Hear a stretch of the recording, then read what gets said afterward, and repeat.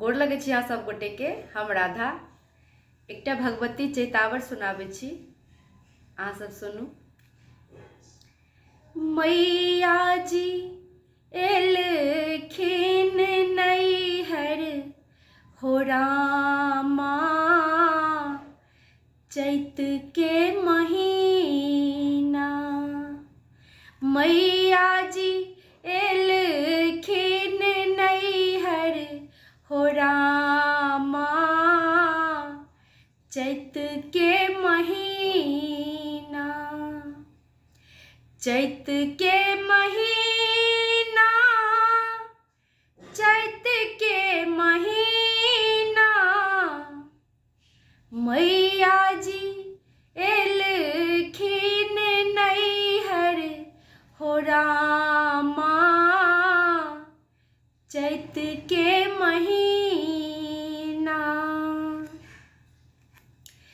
कथिए के आसन माँ के, कथिए सिंहासन, कथिए चढ़ल मैया एलखिन हो रामा, चैत के महीना।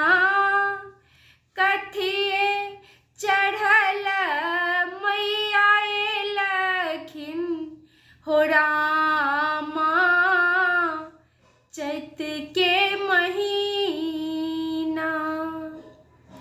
सोना के आसन माँ के, रत्न सिंहासन, सिंह चढ़ल मैया एलखिन हो रामा, चैत के महीना। सिंह चढ़ल मैया एलखिन हो रामा, चैत के महीना। कोने फूल ओढ़न माँ के, कोने फूल पहिरन, कोने फूल सोलहो श्रृंगार हो रामा, चैत के महीना। कोने फूल सोलहो श्रृंगार हो रामा, चैत के महीना। बेली फूल ओढ़न माँ के, चमेली फूल पहिरन, अड़हुल सोलहो श्रृंगार हो रामा, चैत महीना।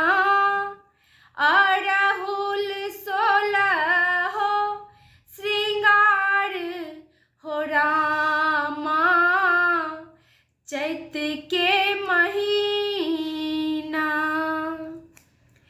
कोने रंग चुनरी माँ के, कोने रंग टिकुली, कोने रंग मऊरी सजाएब हो रामा, चैत के महीना। कोने रंग मऊरी चढ़ाएब हो रामा, चैत के महीना। लाले रंग चुनरी माँ के, लाले रंग टिकुली, सब रंग मऊरी चढ़ाएब हो रामा, चैत के महीना। सब रंग मऊरी चढ़ाएब हो रामा, चैत के महीना।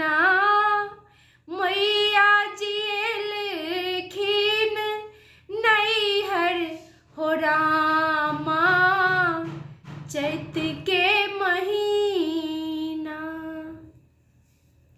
धन्यवाद सब गोटे के।